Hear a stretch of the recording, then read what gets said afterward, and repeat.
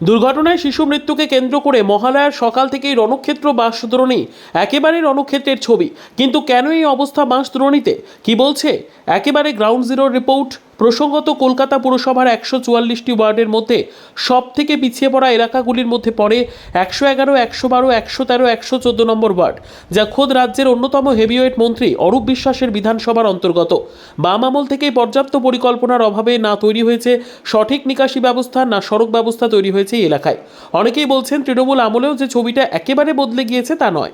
প্রসঙ্গত, পে লোডারের চাকায় পিষ্ট হয়েছে 14 বছরের ওই কিশোর, তারপরে তার মৃত্যু হয়। এদিকে শহরে যেখানে হাইড্রেন হোক বা নর্দমা ঢাকার ব্যবস্থা করা হয়েছে, সেখানে এখনও এই এলাকাগুলিতে খোলা নর্দমার মধ্যে বসবাস সাধারণ মানুষের।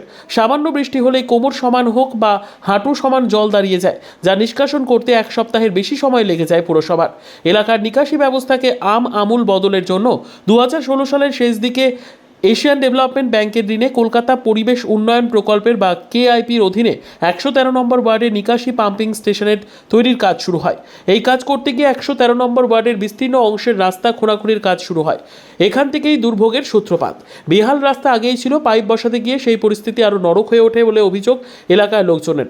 একের পর এক দুর্ঘটনার কবলে পড়তে থাকে ছোট থেকে বড় গাড়ি, চারপাশে শুধুই খানাখন্দ।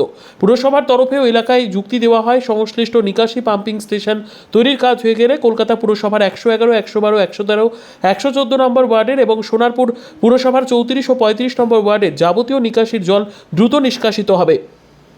পাম্পিং স্টেশনের মাধ্যমেই জল পড়বে কেওড়াপুকুর খালে। কিন্তু এই কাজ যে বছরের পর বছর লেগে যাবে তা কোনোভাবেই বুঝতে পারেনি কলকাতা পুরসভা, যে কারণে পাইপ বসানোর ক্ষেত্রে স্লথ গতি, পাম্পিং স্টেশনের কাজ সম্মুখ গতিতে চলা এবং বারবার পরিকল্পনার বদল করা, সব মিলিয়ে সাধারণ মানুষের কাছে মানসিক এবং শারীরিক যন্ত্রণার কারণ হয়ে দাঁড়ায়।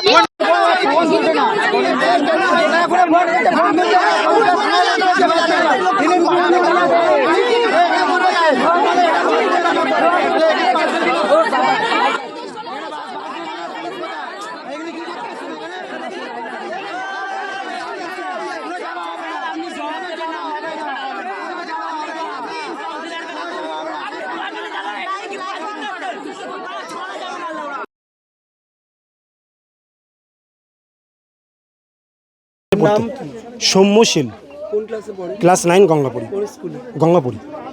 এই যে কুদঘাটে যে গঙ্গাপুরি। সকাল 7টায় পড়তে এসেছিল।